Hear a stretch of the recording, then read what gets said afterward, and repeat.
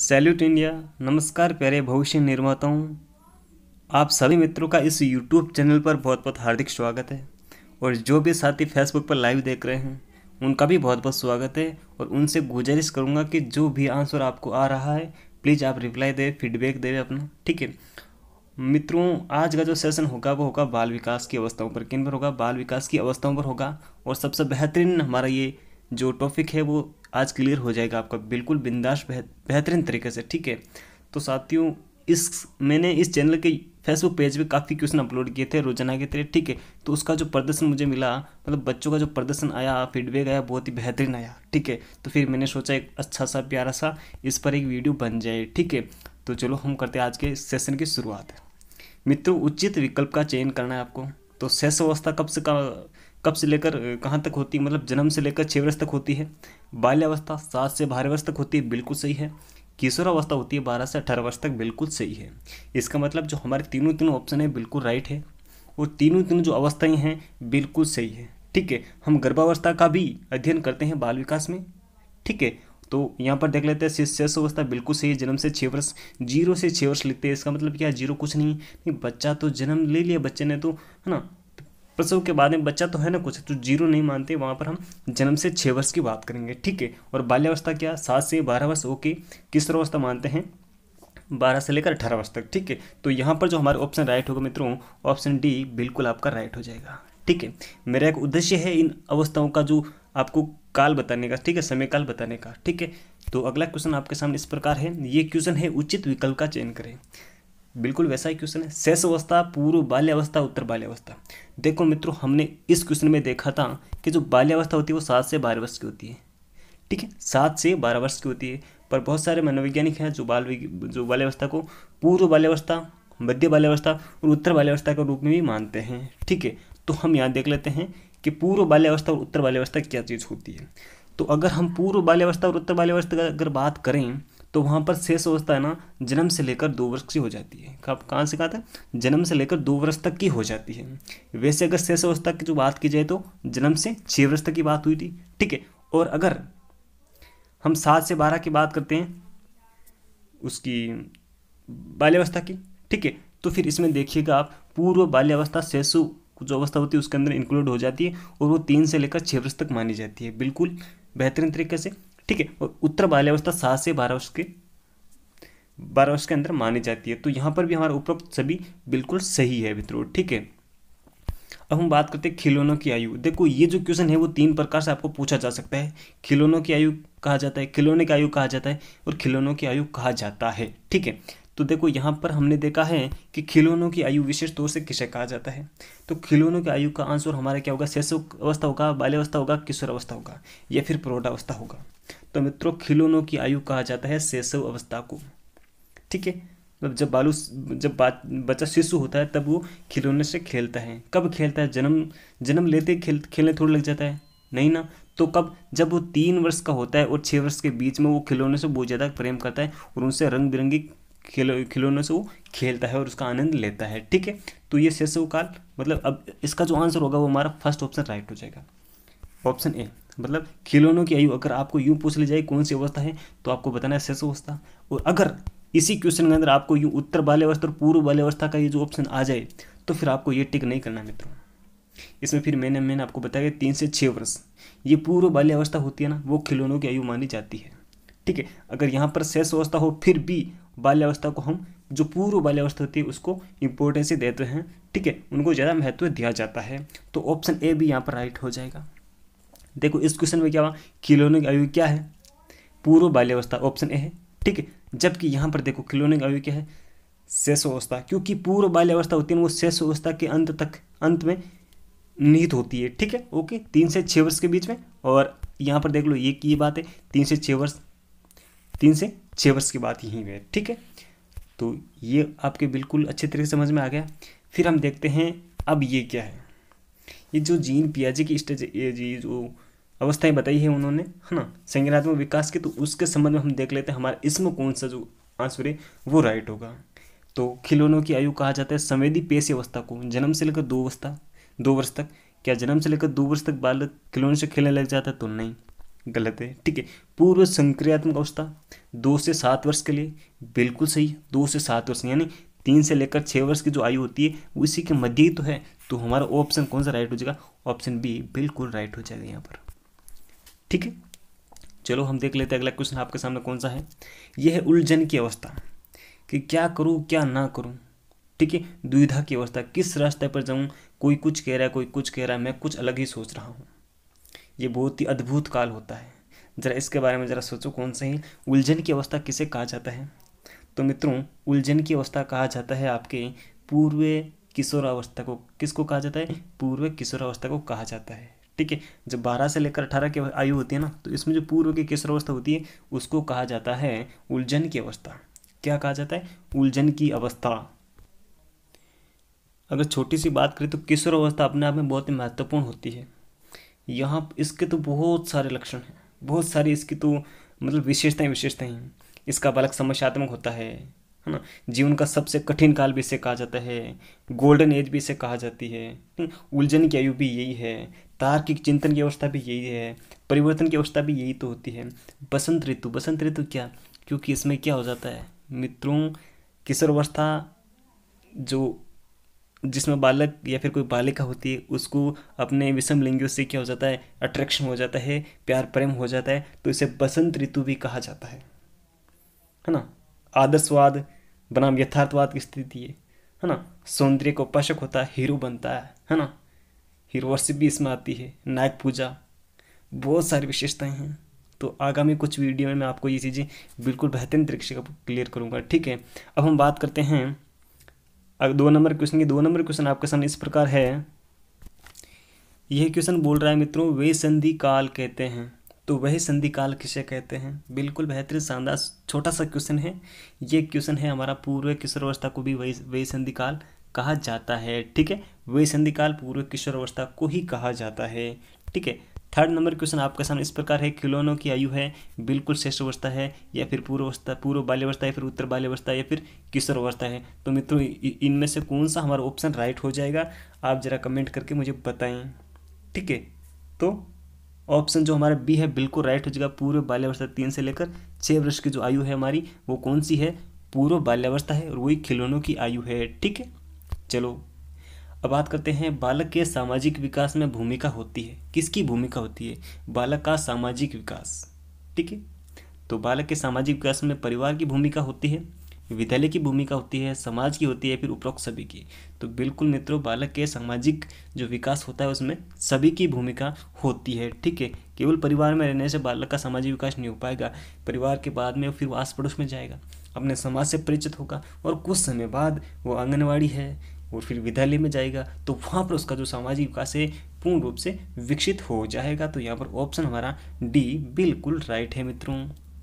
5 number question आपके सामने इस प्रकार है। जन्म के समय शिशु होता है, जब बच्चा जन्म लेता है, ठीक है, माँ के गर्भ के पश्चात 9 महीने वहाँ पर बिताकर जब आता है तो उसके बाद में वो सामाजिक होता है, असामाजिक होता है, और या फिर सामाजिक व असामाजिक दोनों होता है, या फिर ना तो सामाजिक होता है ना ही असामाजिक होता है। क्या बच्चे में सामाजिकता के गुण होते हैं? क्या फिर बच्चे में असामाजिकता के गुण होते हैं? तो इसका जो आंसर होगा मित्रों वो डी ऑप्शन बिल्कुल राइट हो जाएगा। क्योंकि उस समय बच्चा क्या होता है, देखो जॉन लोक ने तक कहा कि जो बच्चा आता है उसका मस्तिष्क होता है वो टेबुलर रसा होता है, मतलब कोरिलेट होता है। ठीक है, तो ना तो बच्चा सामाजिक होता है और ना ही असामाजिक होता है। ठीक है, तो यहाँ पर ऑप्शन हमारा डी बिल्कुल राइट है मित्रों। ओके, 6 नंबर क्वेश्चन आपके सामने इस प्रकार का है। ये क्वेश्चन बोल रहा है बालकों में भाषा विकास की सहायता से अभिनय कौशल विकसित होता है, शब्द भंडार में वृद्धि होती है, उछलने की क्रिया में वृद्धि होती है, फिर उपरोक्त सभी। देखो बात हो रही है भाषा विकास की, किसकी? भाषा विकास की। तो आपको बहुत ही सोच समझ कर आंसर देना है। अभिनय कौशल विकसित होता है, क्या भाषा विकास है? ठीक है, अगर किसी की भाषा या अभिव्यक्ति बहुत बेहतरीन है, हाँ, बहुत से अच्छे वो शब्दों का प्रयोग कर पा रहा है ना, और अपनी संप्रेषण कला से वो किसी को भी मतलब आकर्षित कर लेता है, तो ये क्या है? किसकी सहायता है? मतलब अभिनय हो सकता है क्या, है ना, नृत्य थोड़ी हो सकता, नहीं हो सकता ना, तो ये तो ऑप्शन गलत है। उछलने की क्रिया नहीं, ये तो क्रियात्मक पक्ष है, नहीं ना। उपरोक्त सभी तो नहीं हो सकता, फिर कौन सा ऑप्शन जो हमारा बी आएगा वो बिल्कुल राइट है। शब्द भंडार में वृद्धि होती है भाषा विकास से, है ना। भाषा का विकास कैसे होगा? जब वो नए नए शब्द सीखेगा, है ना, अलंकारिक शब्दों का प्रयोग करना सीखेगा, अलंकारिक अलंकारिक जो वाक्य है उस उनका प्रयोग करना सीखेगा, है ना, संदर्भ के अकॉर्डिंग बात कहना सीखेगा, अपनी बात में मौलिकता होगी, उसकी बात में स्वायत्तता होगी, है ना, स्वतंत्र रूप से वो बात कह पाएगा, तब भाषा विकास होगा और वहाँ पर उसके शब्द भंडार में वृद्धि होती है। तो ऑप्शन बी आपका बिल्कुल राइट है मित्रों, ठीक है। चलो 7 नंबर क्वेश्चन आपके सामने इस प्रकार है, निम्न में से, यहाँ पर निम्न में से, ठीक है, निम्न में से कौन प्रतिभाशाली बालक की विशेषता नहीं है? निम्न में से कौन सी प्रतिभाशाली बालक की विशेषता नहीं है वो पूछा गया है, ठीक है। किस बालक की? प्रतिभाशाली बालक की बात हो रही है, ठीक है। और उसकी विशेषता कौन सी नहीं है, मतलब 3 तो विशेषता है और 1 नहीं है। बिल्कुल बेहतरीन तरीके से क्वेश्चन पढ़ें, उसके पश्चात ही आप जवाब दें, है ना। अध्ययनशीलता, निष्क्रियता, ध्यान एकाग्रता और शारीरिक संतुलन। जो प्रतिभाशाली बालक होते हैं वो अध्ययनशीलता यानी पढ़ने में मग्न रहते हैं, तो बिल्कुल सही ऑप्शन। ये तो हमारी विशेषता है। निष्क्रियता यानी किसी कार्य में सक्रिय रूप से भागीदारी अदा नहीं कर पाना, तो ये ऑप्शन बिल्कुल गलत है। क्या है? ऑप्शन बिल्कुल गलत है, इसलिए हमारा सी हो जाता है, क्योंकि एक प्रकार की विशेषता नहीं है। तो वो प्रतिभाशाली बालक होता है ना, वो क्या करते हैं आपको पता है? अगर गुरुजी कोई क्वेश्चन पूछते हैं तो बार बार वो खड़ा हाथ करता है, ठीक है, और अपने हाथ को खड़ा करने के बाद भी फिर वो खुद आधा खड़ा भी हो जाता है, खुद भी, है ना। तो मतलब क्या है, इसकी प्रतिभाशाली होने का लक्षण है। वो कक्षा में आगे आकर बैठता है। आगे आकर बैठने का मतलब क्या है? वो शिक्षक द्वारा पूछे गए जो प्रश्न हैं उनको स्वीकार करने उनको स्वीकार कर लेता है। चुनौतीपूर्ण कार्य करने का बस हासिल होता है, ठीक है। तो निष्क्रिय नहीं होता, वो सक्रिय होता है, बिल्कुल, ठीक है। ध्यान एकाग्रता होती है, बिल्कुल मित्रों, क्योंकि आपको पता है एक कक्षा में जो अध्यापक है वो तो अधिगम सेम रूप से करवा रहे हैं, सभी को, है ना, समान रूप से शिक्षण करवा रहे हैं। तो वहाँ पर क्यों बच्चे, है ना, मतलब कोई बेहतरीन शानदार अंक प्रदान ले आते हैं और कोई फेल तक हो जाते हैं, ठीक है। मतलब हर बच्चा अपने अकॉर्डिंग अधिगम करता है, अपने अनुसार सीखता है, ठीक है। तो जो प्रतिभाशाली बालक होते हैं वो ध्यान एकाग्रता उनमें होती है, शारीरिक संतुलन बिल्कुल बेहतरीन होता है उनका, ठीक है। तो ऑप्शन जो बी है मित्रों बिल्कुल हमारा राइट हो जाएगा, क्योंकि ये प्रतिभाशाली जो बालक होते हैं उनकी विशेषता नहीं होती है, निष्क्रियता। ओके। 8 नंबर क्वेश्चन आपके सामने इस प्रकार है, प्रसव के कितने घंटे तक नवजात शिशु के नेत्रों में कोई गति नहीं होती है ना। प्रसव के कितने घंटों तक, प्रसव के बाद की बात हो रही, कितने घंटों तक जो नवजात शिशु है जो अभी अभी सृष्टि में आया है ना, उसके नेत्रों में कोई गति नहीं होती है। तो 12 घंटों तक नहीं होती है, 24 घंटों तक नहीं होती है, या फिर 36 घंटे तक नहीं होती, फिर या जो 48 घंटे तक नहीं होती है उसके नेत्रों में कोई गति। तो जरा इसका आंसर आप देवे, प्लीज़ कमेंट करके देवे फटाफट मित्रों। इसका जो ऑप्शन हमारा राइट होगा वो ऑप्शन होगा ए। कौन सा? ऑप्शन ए बिल्कुल राइट हो जाएगा। 12 घंटे तक उसके नेत्रों में कोई भी गति नहीं होती है, ठीक है। तो ऑप्शन ए आपका बिल्कुल राइट है मित्रों, ठीक है। अगला क्वेश्चन आपके सामने इस प्रकार है, निम्न में से कौन सा युग्म सही नहीं है? कौन सा युग्म सही नहीं है, ठीक है। वॉटसन व्यवहारवाद के जनक है, बिल्कुल सही बात है। जॉन डीवी संरचनावाद के जनक है क्या? जब आप संरचनावाद को इसके नाम को जब पढ़ते हैं तब आपको एनसेप की कुछ झलक याद आती है क्या? बिल्कुल आनी चाहिए आपको, ठीक है। तो जीन पियाजे संज्ञानात्मक विकास के, बिल्कुल सही बात है। वर्दिमर गेस्टाल्टवादी है, जो समग्रवाद की बात करते हैं, वर्दिमर कोलरकोफ का, ठीक है। तो यहाँ पर जो हमारा ऑप्शन होगा मित्रों वो ऑप्शन होगा बी, बिल्कुल राइट है, क्योंकि ये युग्म सही नहीं है। जॉन डीवी कौन थे? परियोजनवाद के जनक। कौन? परियोजनवाद के जनक। और मैं आपको पूछ लूँ परियोजना विधि के जनक कौन है? तो परियोजना विधि के जनक है इनके कौन है? शिष्य हैं किलपैट्रिक। कौन है? किलपैट्रिक, ठीक है। तो वो कौन है? परियोजना विधि के जनक है। परियोजना विधि को मैंने बेहतरीन तरीके से आपके सामने प्रस्तुत किया है पिछली वीडियो में, ठीक है। तो उनको भी देख लीजिएगा। और इसका जो हमारा आंसर राइट होगा मित्रों वो कौन सा है? बी है, ऑप्शन हमारा बिल्कुल राइट। 10 नंबर क्वेश्चन आपके सामने इस प्रकार है, बाल विकास का सर्वप्रथम वैज्ञानिक विवरण प्रस्तुत किया? तो हॉल ने किया, जॉन डीवी ने किया, प्लेटो ने किया, या फिर पेस्टालोजी ने किया? तो बाल विकास का सर्वप्रथम वैज्ञानिक विवरण किसने प्रस्तुत किया? पेस्टालोजी ने। किसने? पेस्टालोजी ने बाल विकास का सर्वप्रथम वैज्ञानिक विवरण प्रस्तुत करने वाले हमारे पेस्टालोजी। कौन? पेस्टालोजी। ओके, ऑप्शन डी आपका बिल्कुल यहाँ पर राइट हो रहा है। ओके। 11 नंबर क्वेश्चन आपके सामने इस प्रकार है, मानव विकास निर्भर करता है? तो मानव विकास किस पर निर्भर करता है? मतलब मानव तो है, उसका विकास होना निर्भर करता है, कि अगर वो कारक नहीं होंगे तो उसका विकास बिल्कुल शून्य हो जाएगा, मतलब विकास होगा ही नहीं आगे, ठीक है, बढ़ेगा ही नहीं। तो क्या हुआ, जैविक व आर्थिक कारक, जैविक है ना, या फिर आर्थिक कारक, आर्थिक यानी धन संबंधित कारक, तो ये तो कोई ज़्यादा मायने नहीं रखता है, ठीक। आर्थिक तो नहीं रखता, जैविक तो बिल्कुल रखता है। तो जैविक व सामाजिक कारक ये हो सकता है, सामाजिक व राजनीतिक कारक नहीं, राजनीतिक कारक कोई जरूरत नहीं है आपका विकास हो, ये जरूरी नहीं है आप चुनाव लड़ें, ठीक है, कोई जरूरी नहीं है। सामाजिक व आर्थिक कारक, फिर आर्थिक आ गया, ये भी जरूरी नहीं है। तो सामाजिक यहाँ पर इम्पोर्टेंट है, ये भी इम्पोर्टेंट है, और यहाँ पर जैविक और दोनों, ये जैविक भी। तो क्या है, जैविक और सामाजिक कारक है वो मानव विकास इन्हीं पर निर्भर करता है। तो ऑप्शन जो बी होगा मित्रों आपका बिल्कुल राइट होगा। कौन सा, ऑप्शन बी, जैविक व सामाजिक कारक पर मानव विकास निर्भर करता है। बिल्कुल बेहतरीन तरीके से आप अगर सलीके से किसी भी चीज़ को पढ़ोगे तो बिल्कुल आप आंसर निकाल पाओगे, ठीक है। 12 नंबर क्वेश्चन आपके सामने इस प्रकार है, चिंतन प्रक्रिया में सबसे कम महत्वपूर्ण है। क्या है सबसे कम महत्वपूर्ण चिंतन प्रक्रिया में? चित्र। क्या जब चित्र को देखते हैं तब चिंतन प्रक्रिया बिल्कुल शुरू हो जाती है, बिल्कुल चित्र के बारे में हम सोचने लग जाते हैं। प्रतीक व चिन्ह, अगर हम किसी चिन्ह को देखते हैं, किसी प्रतीक को देखते हैं, किसी लोगों को देखते हैं, तो हमारे मन मस्तिष्क में चिंतन शुरू हो जाता है, बिल्कुल हो जाता है। क्या मांसपेशी क्रियाओं से चिंतन प्रक्रिया शुरू होती है? क्या भाषा से शुरू होती है? बिल्कुल भाषा से होती है। मांसपेशी क्रियाओं से जो चिंतन प्रक्रिया है वो शुरू नहीं होती। कम महत्वपूर्ण चीज़ है, महत्वपूर्ण तो है पर कम महत्वपूर्ण चीज़ कौन सी है? मांसपेशी क्रियाएं हैं, ठीक है, ओके। ये अगर बात की जाए तो ये साइकोमोटर हो जाती है, मतलब कोई क्रियात्मक रूप से कार्य करने की बात मांसपेशी क्रियाओं में आ जाती है, ओके। बात करते हैं 13वें क्वेश्चन की, अतार्किक चिंतन की अवस्था है। क्वेश्चन को ढंग से पढ़ लेना। अतार्किक चिंतन की अवस्था है, तो अतार्किक चिंतन की अवस्था कौन सी है? पहले आप इस वर्ड को समझें। अतार्किक मतलब जहाँ पर तर्क नहीं हो। क्या? जहाँ पर तर्क नहीं हो, कही गई बात को बिना तर्क के मान लेना। तो ऐसी कौन सी अवस्था है? 2 से 7 वर्ष की है, 7 से 12 वर्ष की है, या फिर 12 से 15 वर्ष की, या फिर इनमें से कोई नहीं ऑफ दिस। तो मित्रों इसका जो आंसर होगा हमारा ऑप्शन होगा ए, बिल्कुल राइट। क्योंकि यहाँ पर बच्चा होता ना बिना तर्क के किसी बात को मान लेता है, अगर जो हम कहते हैं उस पर कोई तर्क नहीं करता वो ज़्यादा, ठीक है। तो ऑप्शन जो ए है बिल्कुल यहाँ पर राइट हो रहा है, ठीक है। अब मैं आपको बता दूँ तार्किक चिंतन की अवस्था कौन सी होती है ना। और एक होता है मूर्त चिंतन, एक होता है अमूर्त चिंतन। क्या होता है? एक होता है मूर्त चिंतन, एक होता है अमूर्त चिंतन। तो मित्रों देखो, अतार्किक अवस्था तो हो गई ये वाली, ठीक है। और अगर मूर्त चिंतन की बात की जाए कि जो बच्चे के सामने है, बच्चा उसी के बारे में सोचेगा, है ना, कुछ ज़्यादा अलग कल्पना में जाकर कोई चीज़ के बारे में नहीं सोच पाएगा। तो 7 से लेकर 12 वर्ष की जो अवस्था है उससे मूर्त चिंतन है, इसमें शुरू हो जाता है। क्या?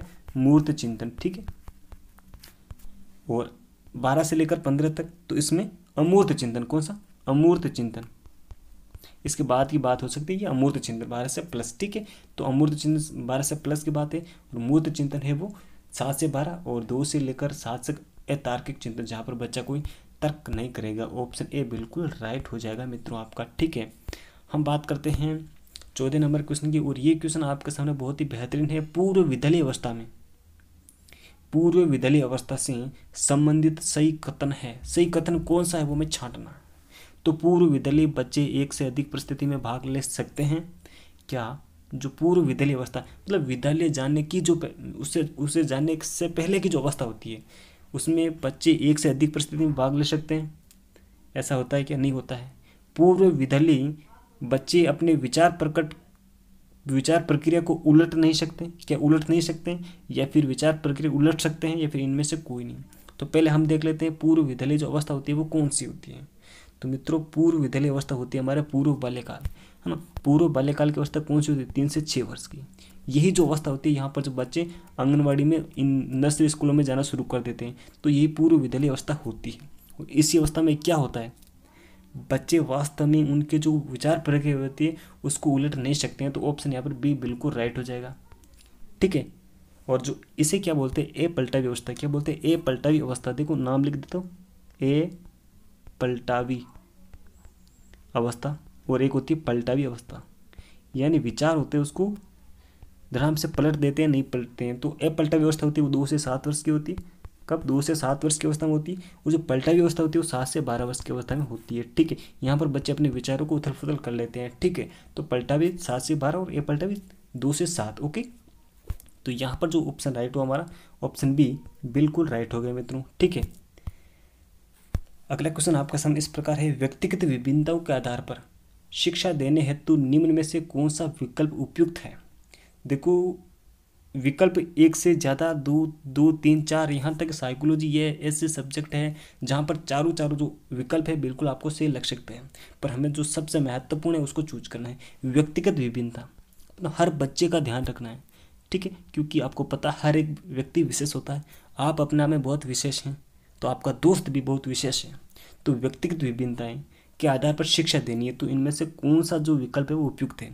बुद्धि स्तर के आधार पर बालकों का कक्षा विभाजन, बुद्धि स्तर के आधार पर, इसमें लिंग के आधार पर बालकों का कक्षा विभाजन, और लिंग के आधार पर गृह कार्य, और बाल केंद्रित शिक्षण विधियों का प्रयोग, ठीक है। बिल्कुल बेहतरीन तरीके से आप समझिए। तो लिंग के आधार पर कक्षा का विभाजन तो बिल्कुल गलत है, इस ऑप्शन को आप देखते ही काट सकते हो, बिल्कुल गलत है। अब लिंग के आधार पर गृह कार्य देना भी गलत है, बिल्कुल गलत है, कोई जरूर नहीं है, ठीक है। छोरियाँ कौन सी कम होती है भाई छोरों से, कतई कम नहीं होती है, ठीक है। तो ये दोनों ऑप्शन तो बिल्कुल गलत है। आराम से जब घर से निकल के आए ना ऑप्शन, तब बोल दे मैं तो गलत हूँ, ये तो गलत है, इनको तो काट दूँ। अब ऑप्शन ए और डी की बात हो रही है। तो आप ये देखो, व्यक्तिगत विभिन्नताओं को ध्यान में रखना है। अब बाल केंद्रित शिक्षण जो विधि होती है उसको प्रयोग कब करते हैं हम, हर जगह अगर हम कहीं पर टीचिंग करवा रहे हैं, शिक्षण करवा रहे हैं, तो वहाँ पर बाल केंद्रित शिक्षण विधि का ही प्रयोग करना होता है, ठीक है। क्योंकि शिक्षण प्रक्रिया कब सार्थक होती है, जब उसमें बालक को मद्देनजर रखते हुए, बालक को केंद्र बिंदु मानते हुए शिक्षण अधिगम प्रक्रिया जब पूरी करवाई जाए, ठीक है। तो बाल केंद्रित शिक्षण विधि तो हम हर जगह लागू करते हैं, ये तो सामान्य बात है, ठीक है। जबकि व्यक्तिगत विभिन्नता को ध्यान में रखना है। अब आपको पता है कि कक्षा है, कक्षा के अंदर देखो प्रतिभाशाली बालक भी हैं, और सामान्य भी है, और मंदबुद्धि बालक भी हैं, ठीक है। मतलब 140 प्लस भी है ना, और 100, 90, 110 ये भी हैं, और 70 से नीचे वाले भी हैं। तो हमें इन तीनों का ध्यान रखना है, मतलब इसका भी ध्यान रखना है, इसका भी ध्यान रखना है। इसकी महत्वाकांक्षी है, ये बहुत इंटेलिजेंट है, इसका भी ध्यान रखना है। कुछ औसतन बच्चे उसका भी ध्यान रखना है, और कुछ नील बच्चे हैं उनका भी ध्यान रखना है। तो व्यक्तिगत विभिन्नताओं के आधार पर जब शिक्षा देते हैं तो वहाँ पर बुद्धि स्तर के आधार पर बालकों के कक्षा का विभाजन कर दिया जाता है, और जैसे कि इनकी सीटिंग व्यवस्था हम अरेंज कर सकते हैं बेहतरीन तरीके से। और अगर कोई बहुत ही प्रतिभाशाली बालक हैं 2, 3, 4, तो उनके लिए कुछ अलग से हम समृद्धिकरण के कार्यक्रम, उनकी योजना बनाकर उनका कार्यक्रम को हम संचालित करके उनको बहुत ज़्यादा थोड़ा हम प्रोग्रेस उनकी करवा सकते हैं, ठीक है। तो ऑप्शन यहाँ पर ए बिल्कुल राइट होगा मित्रों, कौन सा, ऑप्शन ए आपका बिल्कुल राइट हो जाएगा, ठीक है। तो आज हमने बहुत ही बेहतरीन तरीके से इन क्वेश्चनों के बारे में चर्चा की है मित्रों। तो आई थिंक ये वीडियो आपको बहुत ही अच्छा लगा होगा। तो अगर आपको अच्छा लगा तो आप सकारात्मकता के साथ इस वीडियो को आप अपने मित्रों के साथ, अपने भाई बहनों के साथ शेयर जरूर करें, ताकि उनको भी इसका लाभ मिल सके। और बहुत ही बेहतरीन तरीके से आपको अवस्थाएं समझाने की मैंने प्रयास किया, और उनसे संबंधित कुछ महत्वपूर्ण फैक्ट आपको समझाने का बहुत बेहतरीन प्रयास किया है। तो thank you for watching this video. Salute India, salute India, salute India. Okay.